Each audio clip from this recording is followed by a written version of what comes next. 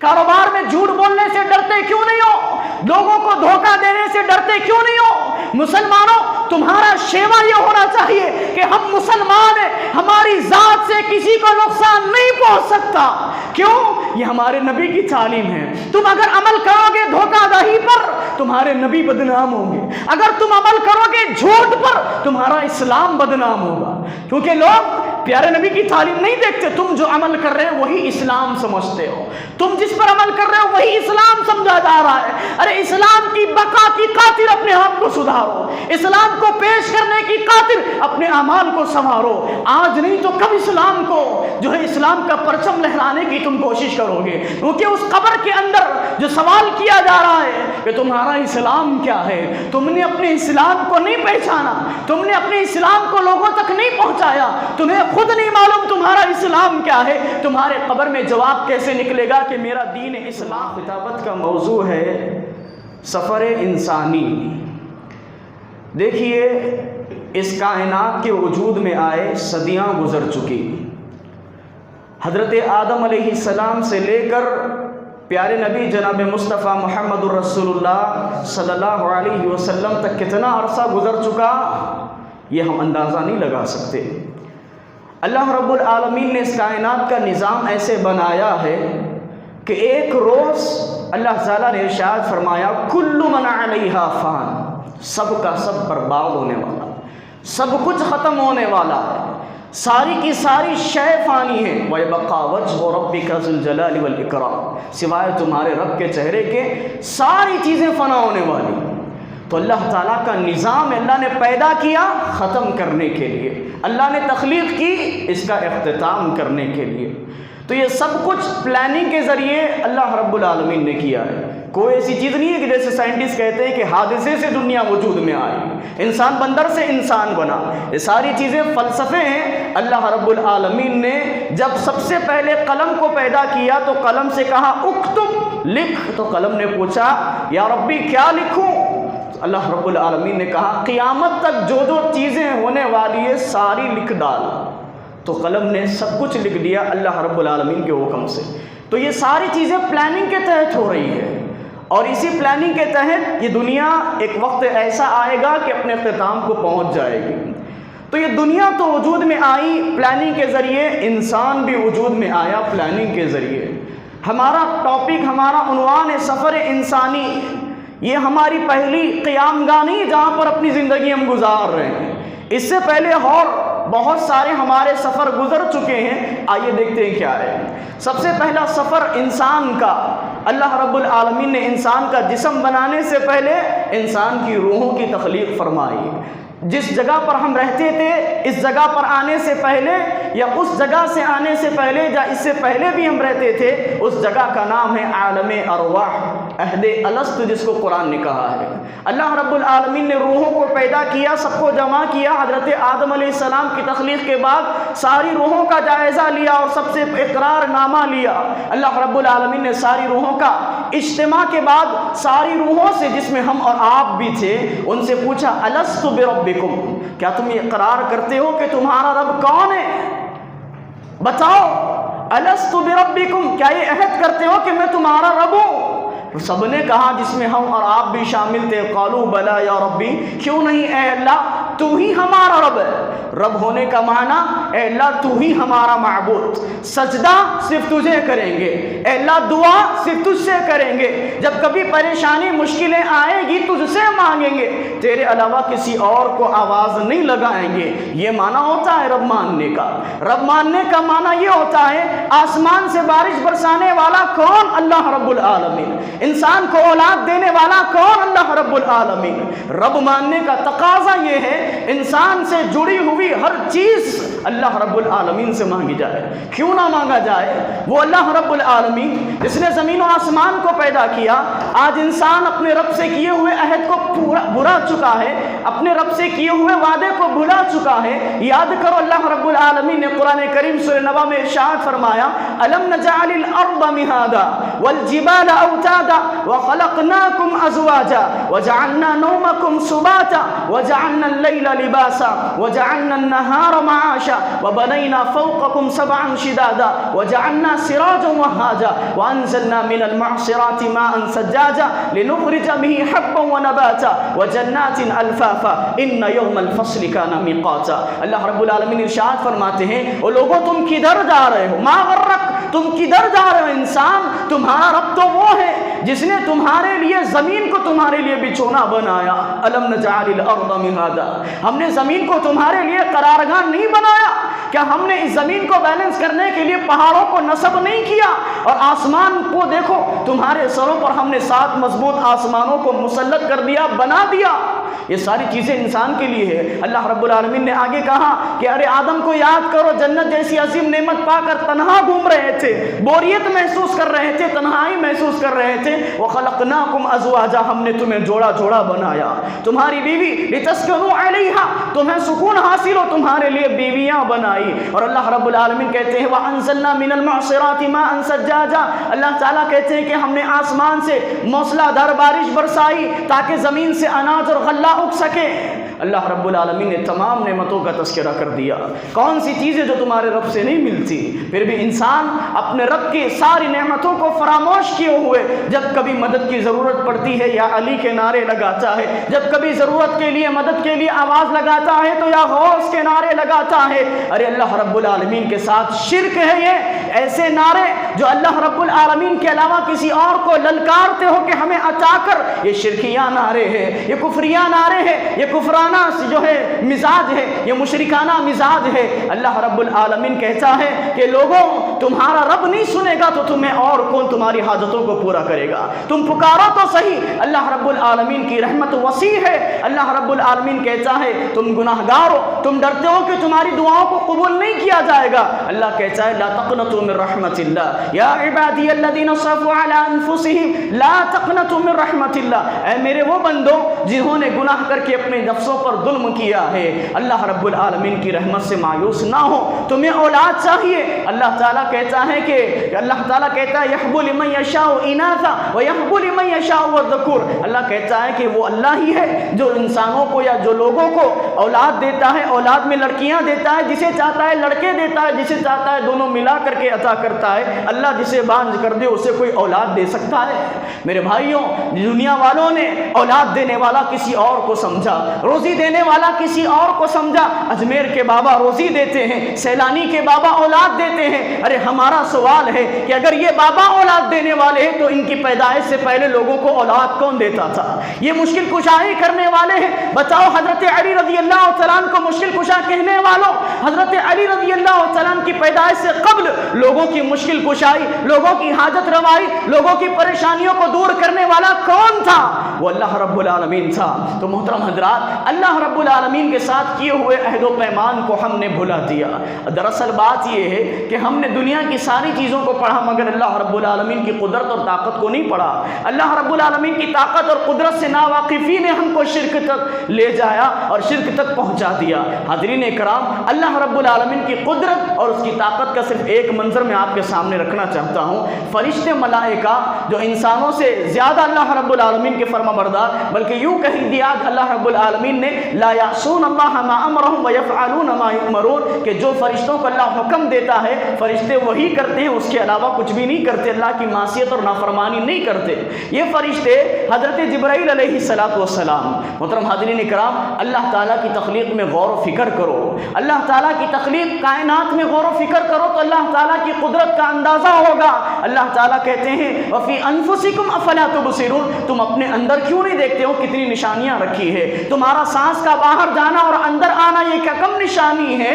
اگر یہ نہ جائے اور رک جائے تم زندہ نہیں مردہ کہلاؤ گے۔ اور اس کو پہنچانے کے لیے ہسپتال میں لوگ پڑے ہوئے، ان سے پوچھو ایک دن کا خرچہ لوگ کتنے لیتے ہیں؟ جو طبیب ہوتے ہیں ایک دن کا خرچ تمہیں کتنا چارج کرتے ہیں؟ ارے وہ اللہ جب سے تم پیدا ہوئے ہو بغیر کوئی خرچے کے تمہاری سانسیں چلا رہا ہے، تمہاری زندگی چلا رہا ہے۔ وفی انفسکم افلا لا تبصرون، تم اپنے اندر غور کرو، بہت نشانیاں اللہ رب العالمین کی رکھی ہوئی ہے۔ اسی طرح اپنے سروں کے اوپر دیکھو آسمان، یہ آسمان اس کی مسافت اللہ رب العالمین نے کہا جن و انس سے، اے گروہ ہے جن و انس، اگر قدرت اور طاقت ہو تو اس سے آگے نکل کر کے دکھاؤ، لا تنفذون الا بسلطان، اللہ تعالیٰ کی قدرت کے سوا تم نکل نہیں کہ نہیں۔ اللہ رب العالمین نے یہ چیلنجز رکھے، یہ کائنات کا وجود، اللہ اکبر سبحان اللہ، یہ آسمانوں کی تخلیق، یہ سیاروں اور ستاروں کی تخلیق، یہ زمین اس جیسے ہزاروں کروڑ گنا بڑے سیارے ستارے اللہ رب العالمین نے پیدا کیے، اور وہاں مخلوق کا سلسلہ ختم نہیں ہوتا۔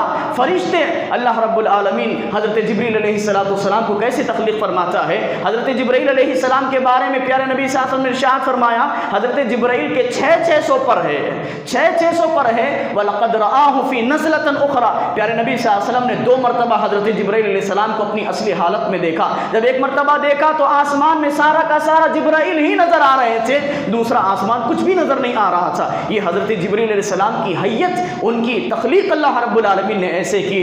اس کے باوجود بھی حضرت جبرائیل علیہ السلام اللہ تعالیٰ سے کتنا ڈرتے ہیں۔ حضرت جبرائیل علیہ السلام کو جب اللہ رب العالمین کسی احکام کے نازل کرنے کے لیے پیار سے، محبت سے، شفقت سے کہتے ہیں یا جبرائیل، اے جبرائیل، تو معلوم ہے جبرائیل علیہ السلام کتنا ڈرتے ہیں۔ اللہ کے نبی صلی اللہ علیہ وسلم نے ارشاد فرمایا کہ جبرائیل کے 600 پر سکیڑ کر اللہ تعالیٰ کی ہیبت سے ایک چھوٹی سی ٹوکری کے برابر ہو جاتے ہیں۔ سبحان اللہ، اتنا ڈرتی ہے یہ مخلوق جو گناہ نہیں کرتی، اتنا ڈرتی ہے یہ مخلوق جو اللہ کی فرما برداری کرتی ہے۔ ہمیں کتنا ڈرنا چاہیے، اللہ کی ایک آواز جو پیار سے پکاری جا رہی ہے اس پر اتنا ڈرتی ہے۔ مسلمانوں، تمہارے ڈر نے، تمہارے خوف نے تمہیں اللہ رب العالمین سے دور کر دیا، تمہاری دنیا داری کی چاہت نے تمہیں مساجدوں سے دور کر دیا، ورنہ مؤذن ایک دن میں 5 مرتبہ آذان لگاتا ہے، آواز لگاتا ہے، وہ آذان اللہ کی جانب بلا رہی ہے، وہ آذان اللہ کی رحمت کی طرف بلا رہی ہے، وہ آذان ایسی ہے جس کے بارے میں اللہ نے موسیٰ سے کہا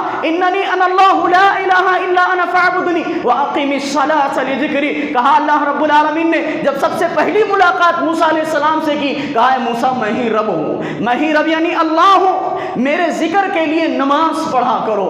اس نماز سے آج مسلمان غافل، اس یاد سے مسلمان غافل۔ حضرت جبرائیل ایک آواز سے ڈر جائے، تم دن بھر میں 5 آوازوں سے بھی نہیں ڈرتے، 5 مرتبہ بلائے جانے پر بھی نہیں آتے ہو، تو تمہارا بلایا جانا اللہ رب العالمین کی جانب سے بند ہو چکا تھا۔ چند ہی ایام گزرے، ماہ رمضان جیسا مقدس مہینہ گزرا، ہماری مسجدوں پر تالے، کیا ہے یہ ہمارے کرتوت کا نتیجہ ہے۔ یہ کیا ہے؟ ہم مساجدوں پر تالے، یہ مسجد حرام پر پابندیاں، عمروں اور حج پر پابندیاں، یہ مسلمانوں کے کرتوت ہے، یہ مسلمانوں کے اعمال بد کا نتیجہ ہے کہ اللہ رب العالمین نے اپنے گھروں میں عبادت سے محروم ہمیں کر دیا ہے، اپنے گھروں میں عبادت سے محروم کر دیا۔ کیا ان ایام میں اللہ کی عبادت رکی رہی؟ کیا ان ایام میں اللہ کی حمد و ثنا رکی رہی؟ ارے نہیں، پیارے نبی صلی اللہ علیہ وسلم نے تو ارشاد فرمایا تھا، جب آپ معراج کے موقع پر پہنچے بیت المعمور پر، آپ نے دیکھا کہ 70,000 فرشتے بیک وقت بیت المعمور کے اندر عبادت کر رہے ہیں۔ پیارے نبی نے بیان کیا کہ جب 70,000 فرشتے ایک مرتبہ ایک وقت داخل ہوتے ہیں، قیامت تک ان کا دوبارہ نمبر نہیں آتا۔ آپ تو 2 مرتبہ عمرہ بھی کر لیتے ہو، حج بھی کر لیتے ہو، مگر وہ فرشتے ایک مرتبہ کر لے بیت المعمور کے اندر عبادت، قیامت تک دوبارہ ان کا نمبر نہیں آتا۔ بتاؤ کتنی مخلوقات اللہ رب العالمین کی ہے جو اس کی حمد و ثنا کر رہی ہے۔ محرومی تو انسانوں کی ہو چکی ہے، محرومی تو ہماری ہو چکی ہے، مسجدیں پر تالے تو ہمارے لگ چکے ہیں۔ حاضرین کرام، اللہ رب العالمین سے ڈرو۔ جب کبھی وبائیں آتی ہے رجوع اللہ کے لیے آتی ہے، نہ کہ اللہ کی مساجدوں سے دور کرنے کے لیے آتی ہے۔ جب کبھی اللہ کا عذاب یہ وبائی امراض بن کر کے نازل ہوتا ہے، اللہ تعالیٰ کے قریب کرنے کے لیے وبائیں آتی ہے، زلزلہ ہو، سونامی ہو یا لہر ہو، یہ ساری چیزیں اللہ کے بڑے عذاب سے پہلے چھوٹے متنبع کرنے کے لیے آتی ہے۔ قیامت کے بڑے زلزلے سے پہلے اللہ چھوٹے زلزلوں کو نافذ کر کے انسانیت کو، مسلمانوں کو یہ پیغام دیتا ہے کہ یہ جو ایک لمحے کے لیے جس نے زمین کو ہلایا ہے، اس بات پر قادر ہے کہ ہمیشہ کے لیے زمین کو تہس نہس کر دے۔ یہ جو اللہ جس نے تھوڑی دیر کے لیے سورج کو مسخ کر دیا، یعنی سورج گرہن کے ذریعے، چاند گرہن کے ذریعے، ایک دن ایسا آئے گا کہ رب کائنات ہمیشہ کے لیے سورج اور چاند کو بے نور کر دے گا۔ یہ اللہ رب العالمین ہم پر رحم کرے، ہمیں اپنے عقیدوں کو صحیح کرنے کی توفیق عطا فرمائے۔ تو سب سے پہلے انسان کی رہنے کی قیام گاہ، وہ قیام گاہ تھی عہد الست، جہاں پر انسان سے دوسرے عمل کا تقاضا نہیں کیا گیا، صرف یہ کہا گیا کہ اقرار کرو تمہارا رب اللہ ہے۔ اس کے بعد انسان عہد الست سے نکل کر، عالم ارواح سے نکل کر ماں کے پیٹ میں پہنچا۔ ماں کے پیٹ میں کتنی مدت رہا؟ 6 مہینے، 8 مہینے، زیادہ سے زیادہ 9 مہینے رہا۔ اس کے اندر انسان کو کچھ بھی عمل کرنا نہیں ہے، صرف ماں کے ایک غذا کی انتڑی سے بچے کو اللہ تعالیٰ نے غذا پہنچا دی۔ یہ ایک ذریعے سے اللہ تعالیٰ نے اس کو روزی دی۔ بتائیے اس جگہ پر کوئی بابا انسان کو روزی دے سکتا ہے؟ کون ہے کائنات میں جو اللہ کے سوا انسان کو ماں کے پیٹ میں روزی دے؟ سبحان اللہ، وہ اللہ کے سوا کوئی اور نہیں کر سکتا، وہ اللہ کے سوا کوئی اور نہیں پہنچا سکتا روزی۔ تو اس انسان ماں کے پیٹ کے اندر رہا، اب ماں کے پیٹ کے اندر سے نکل کر اس دار فانی میں آیا۔ یہ انسان کا تیسرا سفر ہے۔ اس سے قبل ہم نے 2 سفر کر لیے اپنی زندگانی کے۔ عہد الست میں کتنا عرصہ رہے نہیں بتایا اللہ تعالیٰ نے۔ ماں کے پیٹ میں یہ مدتیں مختلفی مدتیں ہیں، کوئی 8 مہینے میں جنم لیتا ہے، کوئی 9 مہینے میں جنم لیتا ہے۔ اب ماں کے پیٹ سے نکل کر اس دار فانی میں آیا۔ اس دنیا میں اللہ نے کیوں بھیجا؟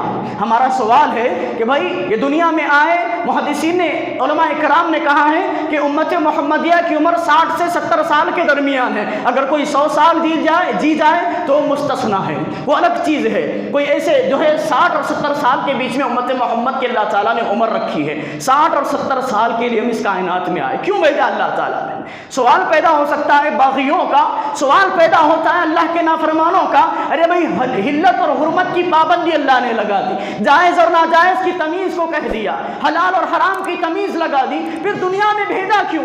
جو ساری چیزیں نفسوں کو بھاتی ہے اس سے منع کر دیا، شراب سے، سود خوری سے، جوا خوری سے، ماں باپ کی نافرمانی سے، جو نفسوں کو بھاتی ہے، جو دل کو اچھی لگتی ہے، ساری چیزوں پر پابندی، تو دنیا میں بھیجا کیوں؟ دنیا میں اسی لیے بھیجا، یہ بڑی مزاج کی بات ہے، اللہ تعالیٰ نے دنیا میں اسی لیے بھیجا۔ تم نے عہد الست میں اللہ سے وعدہ کیا تھا نا کہ اللہ تو ہی ہمارا رب ہے، اللہ نے کہا جا اس کو ثابت کر۔ اس کو ثابت کرنے کے لیے اللہ نے دنیا میں بھیجا کہ تو میری اس بات کو، اپنے اس اقرار کو ثابت کرتا ہے کہ نہیں ہے؟ دنیا میں ہم تجھے بھیجیں گے، وہاں پر شرک بھی ہوگا، توحید بھی ہوگی، وہاں اتباع بھی ہوگی، تقلید بھی ہوگی، وہاں سنت بھی ہوگی، بدعت بھی ہوگی۔ ہم نے تجھے عقل سلیم دے دیا، اب جا تو کس پر عمل کرتا ہے، کس چیز پر عمل کرتا ہے؟ منہا خلقناکم وفیہا نعیدکم ومنہا نخرجکم تارۃ اخری، جا اسی مٹی سے ہم نے تجھے پیدا کیا، اسی مٹی میں تمہیں دفنایا جائے گا، اسی مٹی سے دوبارہ اٹھ کھڑا کیا جائے گا۔ جاؤ ثابت کر کے بتاؤ کہ تم اللہ تعالیٰ پر ایمان رکھتے ہو، جاؤ ثابت کر کے بتاؤ کہ دنیا میں جتنی مدت عمر تمہیں دی جائے گی اس عمر میں اللہ کو رب مانتے ہو یا مصیبتوں میں اللہ سے ہٹ کر کسی اور کو پکارتے ہو؟ دنیا میں زندگی اختیار دے دیا، جاؤ آج حیا علی الصلاۃ کی صدائیں سن کر چبوتروں کو، گلیوں کو چھوڑ کر فرار ہو جاؤ، ایک دن آنا تو ہے اللہ کے پاس۔ اسی لیے کیا کہتے جب کوئی انتقال کر جائے، انا للہ و انا الیہ راجعون، ہم سب اللہ تعالیٰ کے، ہم سب کو اللہ رب العالمین کی طرف جانا ہے، کسی کو بچنا نہیں، سب اللہ کی عدالت میں حاضر ہوں گے، باغی بھی اللہ کی عدالت میں حاضر ہوگا، معاصی بھی اللہ کی عدالت میں حاضر ہوگا، فرما بردار بھی حاضر ہوگا۔ فرما بردار کی صورت الگ، نافرمان کی صورت الگ، سب کے ہر ایک کے فیصلے اللہ رب العالمین نے متعین کر دیے۔ محترم حضرات، یہ دنیا میں جو ہم آئے ہیں یوں ہی نہیں آئے ہیں، اللہ نے عبث بیکار نہیں تخلیق کی، کائنات کا ذرہ ذرہ ایک مقصد کے لیے پیدا کیا گیا۔ مسلمانوں، انسانوں، تمہاری پیدائش کا مقصد وما خلقت الجن والانس الا لیعبدون، اللہ نے کہا جن و انس تمہاری پیدائش کا مقصد حقیقی صرف اور صرف اللہ تعالیٰ کی عبادت سے، اس کے علاوہ جتنی چیزیں ہیں تمہاری ضرورت سے، اس کے علاوہ جتنی چیزیں ہیں تمہاری ضرورت ہے، مقصد نہ بناؤ۔ اس دنیا کو جنہوں نے مقصد بنا لیا، اس دنیا میں جو آئے جینے کے لیے صرف دنیا کی خاطر نہیں آئے، اس دنیا میں اللہ نے بھیجا آخرت کو سنوارنے کے لیے، اس دنیا میں اللہ نے بھیجا اللہ کو راضی کرنے کے لیے، اس دنیا میں اللہ نے بھیجا تو ثابت کرنے کے لیے کہ ہم صرف اللہ کے۔ مسلمانوں، اس بات کو ثابت کرو، ورنہ تمہاری زندگیوں کا کوئی مقصد نہیں۔ اگر تمہاری زندگی میں توحید نہیں، تمہاری زندگی میں اندھیرا ہے، تمہاری زندگی میں سنت نبوی نہیں، تمہاری زندگی میں اندھیرا ہے، تم بے مقصد زندگی جی رہے ہو۔ تم سمجھتے ہو کہ میں بہت بڑا ڈاکٹر بن جاؤں گا، یہی میری زندگی کا مقصد، میں بہت بڑا انجینئر بن جاؤں گا، یہی میری زندگی کا مقصد۔ یہ زندگی کے مقاصد نہیں، یہ ضرورتیں ہیں۔ مقصد اللہ رب العالمین کی عبادت سے۔ جن لوگوں نے دنیا کو اپنا سب کچھ بنا دیا، اللہ تعالیٰ ارشاد فرماتے ہیں اولئک الذین اشتروا الحیاۃ الدنیا بالآخرہ فلا یخفف عنہم العذاب، اللہ تعالیٰ کہتے ہیں جنہوں نے آخرت کے بدلے دنیا کو خرید لیا، ہم ان سے عذاب کو کبھی کم نہیں کریں گے، ہم ان سے عذاب میں کبھی تخفیف نہیں لائیں گے ان کی۔ اور جنہوں نے دنیا کو سب کچھ سمجھ لیا، وہ پیارے نبی صلی اللہ علیہ وسلم کی زندگی کو تو دیکھیں، نبی صلی اللہ علیہ وسلم کی حیات طیبہ 23 سالہ زندگی یا آپ کی پوری 63 سالہ زندگی آپ دیکھ لیجئے، نبی نے جینا سکھایا ہے، انسان کو جینا سکھایا ہے کہ جیا کیسے جاتا ہے۔ اللہ کی خاطر دنیا میں کیا کیا کھونا، یہ اللہ کے کھونے سے بڑھ کر ہے، یہ اللہ کے نبی صلی اللہ علیہ وسلم نے بیان فرمایا ہے۔ اپنی حیات طیبہ سے امت مسلمہ کو پیارے نبی صلی اللہ علیہ وسلم نے یہ درس دیا کہ لوگوں یہ دنیا ہمیشگی کا سامان نہیں، یہ دنیا ہمیشہ رہنے والی جگہ نہیں، یہ دنیا کیسی ہے نبی صلی اللہ علیہ وسلم کے گھر سے ہمیں معلوم ہوتا ہے۔ ابن عمر رضی اللہ تعالیٰ پیارے نبی صلی اللہ علیہ وسلم کے گھر پہنچے، معلوم ہوتا ہے کہ دنیا کیا ہے۔ نبی صلی اللہ علیہ وسلم کے گھر میں دنیا کتنی تھی، مسلمانوں میں آپ کو بتاتا ہوں کہ نبی صلی اللہ علیہ وسلم کے گھر میں دنیا صرف مٹھی بھر جو رکھی ہوئی تھی، اور کرتے کے نام پر آپ کی ایک چمڑی لٹکی ہوئی تھی، اور اللہ کے نبی صلی اللہ علیہ وسلم کائنات کے تاجدار امام الانبیاء سید ولد آدم ایک چٹائی پر ننگے بدن سو رہے ہیں، آپ کی پشت مبارک پر اس چٹائی کے نشان ہے۔ ابن خطاب عمر رضی اللہ تعالیٰ نے جب یہ دیکھا کہ اللہ کے نبی صلی اللہ علیہ وسلم کے گھر کا یہ حال ہے، حضرت عمر رضی اللہ تعالیٰ کی آنکھوں سے آنسو جاری ہو گئے۔ پیارے نبی صلی اللہ علیہ وسلم نے کہا ما یبکیک یا ابن الخطاب، اے ابن خطاب تمہیں کس چیز نے رلا دیا؟ کہا اللہ کے نبی صلی اللہ علیہ وسلم روم اور ایران کے بادشاہ قیصر و قسرا کے بادشاہ اپنے باغیچوں میں گھوم رہے، حالانکہ کافر فاسق فاجر، وانت رسول اللہ، آپ اللہ کے رسول ہے، آپ کے گھر کا یہ حال ہے، آپ کو اللہ نے نہیں نوازا ہے، آپ اللہ کی جانب سے نوازے نہیں گئے ہیں، اور آپ کے گھر کا یہ حال ہے۔ پیارے نبی صلی اللہ علیہ وسلم نے کہا مالی ولی دنیا یا عمر، میرا دنیا سے کیا لینا دینا، اے عمر میرا اس دنیا سے کیا لینا دینا، میں تو ایک ایسے مسافر کی طرح ہوں جو راہ چلتے ہوئے کسی درخت کے نیچے سائے کے لیے کھڑا ہو جاتا ہے اور واپس اپنے سفر کو مکمل کرتا ہے۔ یہی تعلیم پیارے نبی صلی اللہ علیہ وسلم نے ہمیں دی کہ الدنیا سجن المؤمن والجنت کافر، یہ دنیا مومن کے لیے قید خانہ ہے اور کافر کے لیے جنت ہے۔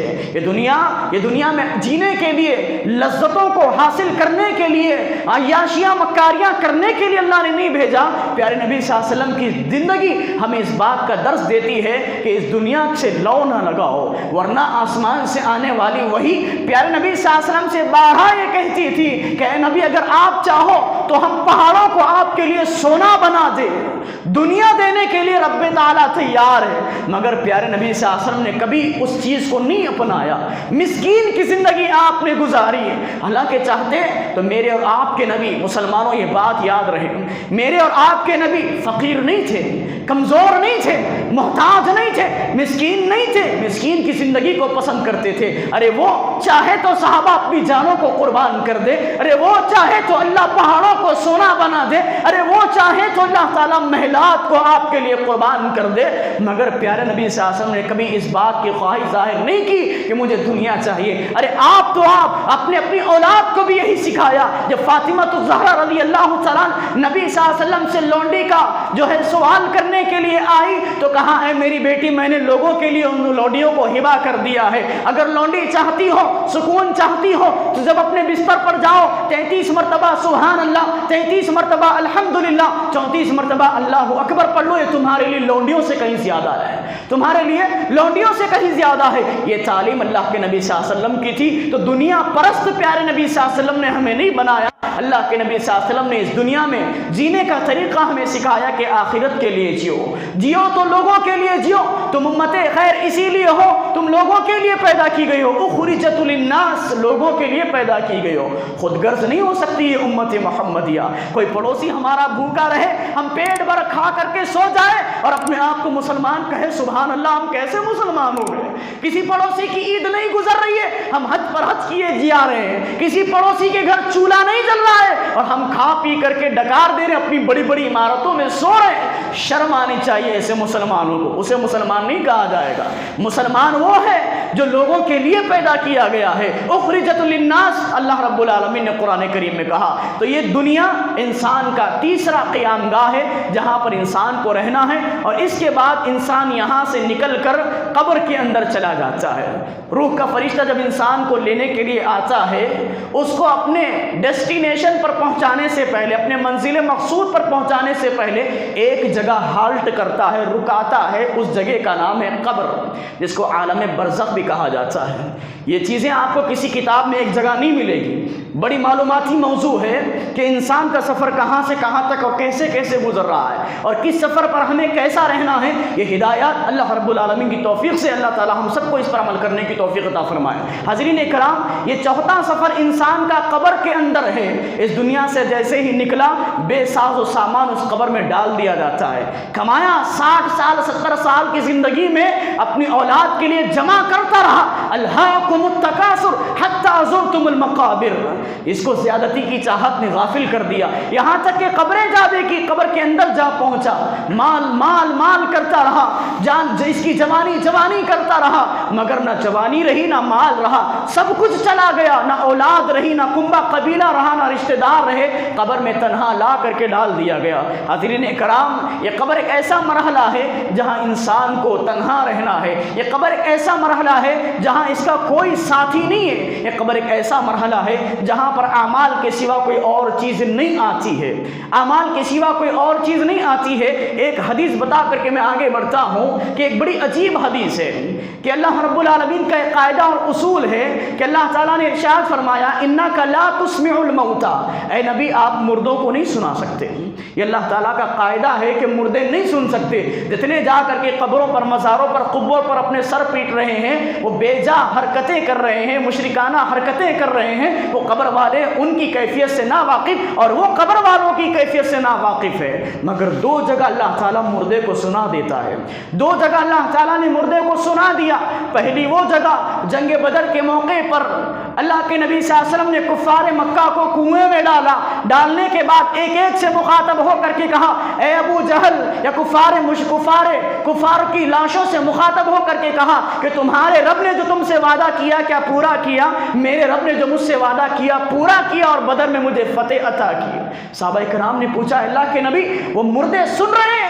اللہ کے نبی صلی اللہ علیہ وسلم نے کہا کہ اے میرے صحابہ تم سے بہتر سن رہے ہیں۔ تو ایک وہ موقع تھا جب اللہ رب العالمین نے مردوں کو سنا دیا، اور دوسرا موقع اللہ کے نبی صلی اللہ علیہ وسلم ارشاد فرماتے ہیں کہ جب کبھی کوئی مسلمان اپنی قبر کو اپنے میت کو دفن کرتا ہے قبر میں، اور جب دفن کر کے مٹی برابر کر کے اپنے گھروں کو نکلتے ہیں واپس، تو جو مردہ ان کے جانے کی قدموں کی آہٹ کو سنتا ہے، ان کے جانے کی قدموں کی آہٹ کو اللہ تعالیٰ انہیں سنا دیتا ہے۔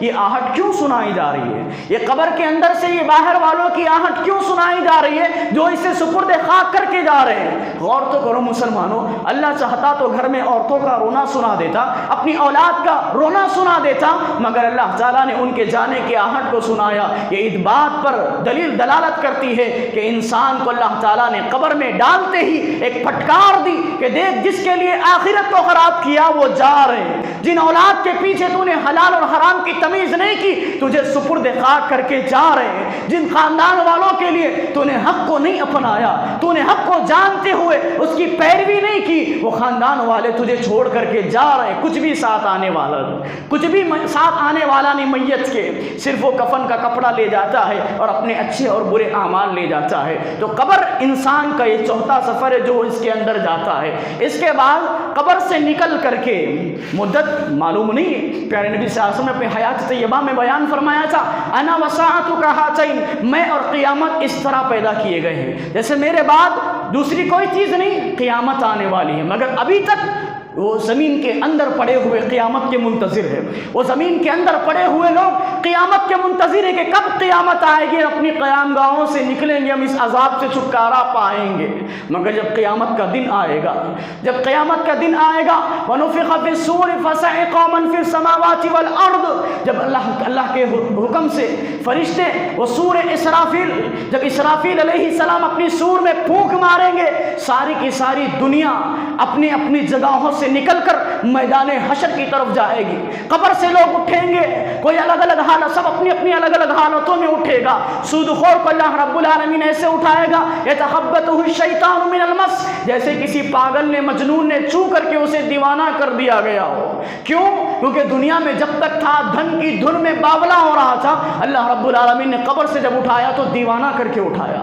پیسوں کے پیچھے پاگل تھا, پیسوں کے پیچھے نمازوں کو چھوڑا, کاروبار کے پیچھے جمعہ کا وقت چھوڑا. مسلمانوں کو شرم آنی چاہیے. یہودیانہ طریقے, غیر قوموں کے طریقے, غیر قوموں کی روش مسلمانوں کے اندر پیدا ہو چکی ہے. وہ ہفتے والی قوم جنہوں نے ہیلے حوالوں کے ذریعے سے اللہ تعالیٰ کے حکم کی نافرمانی کی, اللہ تعالیٰ انہوں نے ہفتے کے دن مچھلیاں پکڑنے سے منع کیا, وہ ہیلوں کے ذریعے مچھلیوں کو پکڑا کرتے تھے. مسلمان اس کے بالکل اسی طرح عمل کرتے ہوئے جمعہ کے دن اللہ تعالیٰ نے حکم دیا اذا نودی للصلاۃ من یوم الجمعۃ فسعوا الی ذکر اللہ وذروا البیع. اللہ تعالیٰ نے کہا کہ مومنوں, جب جمعہ کے دن اذان دی جائے اپنی خرید و فروخت کو ترک کر دو, یعنی بند کر دو. دکانیں بیچنا اور خریدنا دونوں بند ہو جائے. اور مسلمان اپنی دکان پر بڑے بھائی کو بٹھا کر, چھوٹا بھائی نماز کے لیے آتا ہے, پھر چھوٹا بھائی جاتا ہے, بڑا بھائی نماز کو آتا ہے. اس وقت جس وقت اللہ نے کاروبار کرنے سے منع کیا, حرام قرار دیا گیا, اس وقت کاروبار کر کے مسلمان سمجھتا ہے کہ اس کے کاروبار میں برکت آئے گی. اس کے کاروبار میں برکت نہیں ہو سکتی. دوسری جگہ پیسہ چلا جائے گا, اسے معلوم بھی نہیں ہوگا, اس کا نقصان ہوگا, اسے معلوم بھی نہیں ہوگا. لہٰذا نمازوں کے وقت کاروبار کرنے والوں, یہ وقت اللہ کی طرف جھکنے کا وقت ہے تو اللہ روزی دے گا. اس کے بعد اللہ نے کیا کہا, فَإِذَا قُضِيَتِ الصَّلَاةُ فَانتَشِرُوا فِي الْأَرْضِ وَابْتَغُوا مِن فَضْلِ اللَّهِ. اللہ نے کہا کہ جب نماز ہو جائے زمین پر اللہ تعالیٰ کی روزی کو تلاش کرو, تب ملے گی روزی, تب برکت آئے گی روزی میں, تب روزگار بڑھے گا, تب جا کر کے 1 سے 2 ہوگی دکان, تب جا کر کے 1 سے 2 ہوگے گھر, تب جا کر 1 سے 2 ہوگے تمہارے فلیٹ, تب تک نہیں ہو سکتے. اللہ تعالیٰ نے جس وقت کاروبار کرنے کا حکم دیا اس وقت کاروبار کرو. دل سے کاروبار یا پھر انسان من چاہا نہیں کر سکتا, مسلمان تو نہیں کر سکتا. مسلمان من چاہی زندگی نہیں گزار سکتا, اس کا نام ہی مسلم ہے. عرب اس اونٹنی کو مسلم کہتے ہیں جس کے نکیل کی رسی کا ایک سرا اس کے مالک کے ہاتھ میں ہو. تو ہماری ساری چیزیں اسلام کے اندر آنے کے بعد مسلمان اللہ رب العالمین کی قید و بند میں ہے. اپنی مرضی کی زندگی نہیں گزار سکتا, اپنی من چاہی زندگی نہیں گزار سکتا. یہاں اللہ چاہی زندگی گزارو, وہاں جنت میں من چاہا اللہ رب العالمین عطا کرے گا. تو انسان قبروں سے نکل رہا ہے, قبروں سے الگ الگ کیفیتوں میں انسان کو اللہ تعالیٰ اٹھا رہا ہے. سب کے سب زندہ ہوں گے. جو پانی میں ڈوب کر کے مرے اللہ انہیں پانیوں سے نکالے گا. جو جانوروں نے جنہیں کھا لیا اللہ ان کے پیٹ سے انہیں پیدا کرے گا. جو جل کر کے مر گیا اللہ انہیں ان کی راخوں کو جمع کر کے اللہ تعالیٰ انہیں اٹھائے گا. جنہوں نے جلا کر راکھ کر کے بہا دیا اللہ ان کی راخوں کو جمع کرے. اللہ قادر ہے اس بات پر. ارے جس نے پہلے بار پیدا کیا, اثر نو جس نے پیدا کیا, اسے بعد میں پیدا کرنے پر تم قادر نہیں سمجھتے ہو. تو پھر ڈرو اللہ رب العالمین سے. یہ عقیدہ مسلمانوں کا ہے کہ ہم نے جو اعمال کیے کرامن کاتبین لکھ رہے ہیں, تو پھر ڈرتے کیوں نہیں ہو اللہ رب العالمین سے؟ تمہارا یہ عقیدہ ہے کرامن کاتبین یعلمون ما تفعلون. اللہ نے 2 فرشتے مقرر کیے ہماری ہر چیز کو لکھ رہے ہیں. کیا کیا لکھ رہے ہیں؟ ما یلفظ من قول الا لدیہ رقیب عتید. زبان سے لفظ نہیں نکالتے ہو وہ بھی لکھ رہے ہیں, زبان سے ایک لفظ بھی نہیں نکال رہے ہو وہ تک لکھ رہے ہیں. جب اس بات کا عقیدہ رکھتے ہو تو ڈرتے کیوں نہیں اللہ رب العالمین سے؟ کاروبار میں جھوٹ بولنے سے ڈرتے کیوں نہیں ہو؟ لوگوں کو دھوکہ دینے سے ڈرتے کیوں نہیں ہو؟ مسلمانوں تمہارا شیوا یہ ہونا چاہیے کہ ہم مسلمان ہیں, ہماری ذات سے کسی کو نقصان نہیں پہنچ سکتا. کیوں؟ یہ ہمارے نبی کی تعلیم ہے. تم اگر عمل کرو گے دھوکہ دہی پر تمہارے نبی بدنام ہوں گے. اگر تم عمل کرو گے جھوٹ پر تمہارا اسلام بدنام ہوگا. کیونکہ لوگ پیارے نبی کی تعلیم نہیں دیکھتے. تم جو عمل کر رہے ہو وہی اسلام سمجھتے ہو, تم جس پر عمل کر رہے ہو وہی اسلام سمجھا جا رہا ہے. ارے اسلام کی بقا کی خاطر اپنے آپ کو سدھارو, اسلام کو پیش کرنے کی خاطر اپنے اعمال کو سنوارو. آج نہیں تو کب اسلام کو جو ہے اسلام کا پرچم لہرانے کی تم کوشش کرو گے. کیونکہ اس قبر کے اندر جو سوال کیا جا رہا ہے کہ تمہارا اسلام کیا ہے, تم نے اپنے اسلام کو نہیں پہچانا, تم نے اپنے اسلام کو لوگوں تک نہیں پہنچایا, تمہیں خود نہیں معلوم تمہارا اسلام کیا ہے، تمہارے قبر میں جواب کیسے نکلے گا کہ میرا دین اسلام ہے؟ تمہارا دین کیا ہے جب سوال ہوگا تو تم کیسے کہو گے میرا دین اسلام ہے؟ تمہیں اسلام معلوم ہی نہیں تھا، تم تو اسلام کے برعکس عمل کرتے تھے، تمہارا عقیدہ تو اسلام کے برعکس تھا، اس کے اپوزٹ تھا، تو تمہاری زبانوں سے بے ساختہ کیسے نکلے گا ربی اللہ؟ کہ جب اللہ تعالیٰ کے بارے میں سوال ہوگا من ربک، بتاؤ تمہارا رب کون ہے، تو جو اللہ تعالیٰ پر ایمان رکھتا تھا وہی کہہ سکے گا کہ ربی اللہ۔ جو اللہ کے علاوہ کسی اور کی پیروی اور اللہ تعالیٰ کے علاوہ کسی اور سے عقیدت رکھتا تھا، اس کی زبان سے بے ساختہ یہی نکلتا رہے گا ہاں ہاں لا ادری، میں نہیں جانتا۔ جب اس سے سوال ہوگا ما ھذا الرجل الذی بعث فیہم، کہ وہ کون شخص تھا جس کو تمہاری طرف بھیجا گیا، ارے ہم تو کسی مفتی کی پیروی میں زندگی گزار چکے، ہم تو ائمہ پرستی میں زندگی گزار سکے، ہمیں سنت کیا ہے نہیں معلوم، ہم نے فتووں پر عمل کیا، ہمیں سنت کیا ہے نہیں معلوم، ہم نے تو صرف کسی کہانیوں کو، کسی قصوں کو اپنا بنایا۔ ارے ایک مسلک ایسا جس میں صرف خوابوں کی تعبیر پر زندگی گزاری جا رہی ہے، ایک مسلک ایسا جس میں صرف کہانیوں پر زندگی گزار جائے کہ ایک سے ایک صاحب نکلے حج کے سفر پر، ان کی ماں کا انتقال ہو گیا، پیٹ کالا ہو گیا، پیارے نبی آئے، اس عورت کے اس پیٹ پر نعوذ باللہ ہاتھ پھیرا اور وہ زندہ ہو گئی۔ کیوں؟ کیونکہ اس کا بیٹا درود کی کثرت سے اہتمام کیا کرتا تھا۔ کیا بتانا چاہتے ہو اس بات سے، اس واقعے سے کیا بتانا چاہتے ہو؟ پیارے نبی صلی اللہ علیہ وسلم نے اپنی پوری حیات طیبہ میں کبھی کسی عورت سے ڈائریکٹ بیعت نہیں لی، تم کہتے ہو کہ نبی صلی اللہ علیہ وسلم نے ان کے پیٹ پر ہاتھ پھیرا، نعوذ باللہ۔ تم درود کی فضیلت بتانے کے لیے جھوٹ گھڑتے رہو گے۔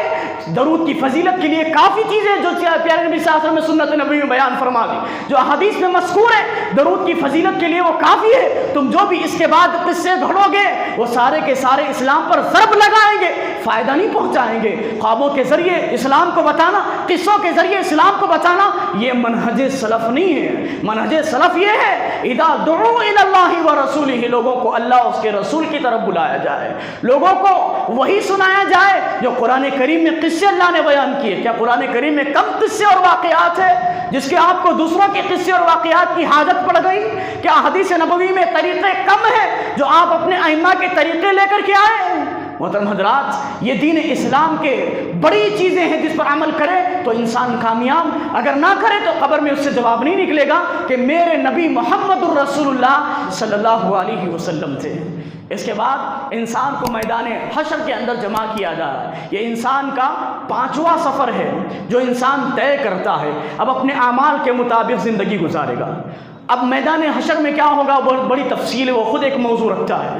اس کے بعد انسان کا 6واں اور آخری سفر اعمال کے مطابق یا تو جنت میں جائے گا یا تو جہنم میں جائے گا۔ اللہم اجرنا من النار، اللہم اجرنا من النار، اللہم اجرنا من النار۔ اللہ ہم سب کو جہنم کی آگ سے بچا لے۔ اللہ رب العالمین ہم سب کو جنت الفردوس عطا فرمائے۔ اللہ ہم سب کو جنت الفردوس عطا فرمائے۔ اللہ رب العالمین جنت میں اعلیٰ مقام ہم سب کو عطا فرمائے۔ نبی کے ساتھ، صحابہ کرام کے ساتھ، صدیقین اور شہداء کے ساتھ ہمارا معاملہ فرمائے۔ حاضرین کرام، یہ ایسا موقع ہے جہاں انسان کا جو اعمال ہوتا ہے وہی اس کو ڈیسٹینیشن تک لے جاتا ہے۔ میں نے آپ کو ان سفر انسانی کے 6 مرحلے بتائے، ان 6 مرحلوں میں سب سے کٹھن مرحلہ میرے ناقص علم کے مطابق دنیا ہے۔ کیوں؟ کیونکہ جو دنیا میں کرے گا وہی قبر میں پائے گا، اور جو دنیا میں کرے گا وہی میدان حشر میں ہوگا، اور جو دنیا میں عمل کرے گا، عقیدہ رکھے گا، اللہ کو راضی کرے گا عمل کے ذریعے، اسی رضا کے ساتھ اللہ تعالیٰ یا تو جنت کا فیصلہ کرے گا یا تو جہنم کا فیصلہ کرے گا۔ موت صرف ایک مرتبہ ہے، زندگی صرف ایک مرتبہ ہے۔ کیوں؟ کیونکہ جب انسان جنت سے بچ کر جہنم میں چلا جاتا ہے، وہاں جا کر کے اللہ تعالیٰ سے نعرے لگاتا ہے، قال رب ارجعون، اے اللہ اس نارے جہنم سے نکال دے، مجھے دنیا میں واپس بھیج، لعلی اعمل صالحا فیما ترکت، اے اللہ میں پھر سے اچھے اعمال کر کے آؤں گا، اے اللہ واپس بھیج۔ التجا کرے گا، التماس کرے گا، اللہ سے بارہا کہے گا، اے اللہ واپس بھیج دے، ایک اور زندگی دے دے۔ اللہ نہیں دینے والا۔ وہ 7 مرتبہ انسان پیدا ہوتا ہے، وہ ہمارا عقیدہ نہیں ہے میرے بھائیو۔ انسان مسلمان صرف 1 مرتبہ، سارے انسان صرف 1 مرتبہ پیدا ہوتے ہیں، 1 مرتبہ موت آتی ہے، اس کے بعد اس کے حساب کتاب ہوتا ہے، اس کے اعمال کے مطابق فیصلے ہوتے ہیں۔ جب جہنم میں چلے جائیں گے، اللہ تعالیٰ کیا کہہ رہا ہے نار جہنم کی آگ میں جوجھنے والوں سے کہ ثم لا يموت فيها ولا يحيى، اے اللہ نار جہنم کے اندر شخص کہے گا، جہنمی کہے گا، اے اللہ کیسی زندگی دی، یہاں زندگی نہیں لگتی، موت کو پکارو تو موت بھی نہیں آتی۔ یہ آگ زندگی کا خاتمہ نہیں کرتی اور نہ موت آ کر کے کام تمام کرتی ہے۔ اور اللہ تعالیٰ اس وقت جہنمی سے کہے گا آج ایک نہیں بہت ساری موتوں کو پکار لو، موت آنے والی نہیں ہے۔ کیوں؟ کیونکہ ہم نے موت کو دمبے کی شکل دے دی اور اس دمبے کو ہلاک کر دیا، یعنی موت کو بھی ہم نے موت دے دی، اب موت آنے والی نہیں ہے انسان کو۔ تو یہ سفر انسانی تھا۔ اللہ رب العالمین سے دعا ہے اللہ رب العالمین کہنے سننے سے زیادہ عمل کرنے کی توفیق عطا فرمائے۔ اللہ رب العالمین ہمارے سارے سفر کے مراحل کو ہمارے لیے آسان فرما۔ اے اللہ اس دنیا میں تجھے راضی کرنے والی زندگی ہمیں عطا فرما۔ اے اللہ تجھے راضی کرنے والے اعمال کی توفیق ہمیں عطا فرما۔ اے اللہ قبر پر ہمارا ثابت قدمی عطا فرما۔ اے اللہ جب ہماری روحیں نکلے ہمارے ساتھ آسانی کا مرحلہ فرما۔ اے اللہ جب موت کے فرشتے ہمارے گھر آئے یا ہمارے پاس آئے، اے اللہ ہمارے ساتھ آسانی کا معاملہ فرما۔ اے اللہ ہمیں ثابت قدم والی زندگی اور موت عطا فرما۔ جب ہماری موت ہو، ہماری روحیں پرواز ہو رہی ہو، ہماری زبانوں سے اشہد ان لا الہ کا کلمہ جاری فرما دے۔ اے اللہ جب قبر میں جائیں تو ہمارے سوالات پر ہمیں آسانی عطا فرما۔ اے اللہ میدان محشر میں پیارے نبی صلی اللہ علیہ وسلم کا ساتھ ہمیں عطا فرما، حوض کوثر کا پانی عطا فرما۔ اے اللہ تیرے عرش کا سایہ عطا فرما۔ اے اللہ تو اپنے فضل سے ہم سب کو جنت الفردوس میں بھی اسی طرح جمع فرما۔ آمین تقبل یا رب العالمین، وآخر دعوانا الحمدللہ رب العالمین۔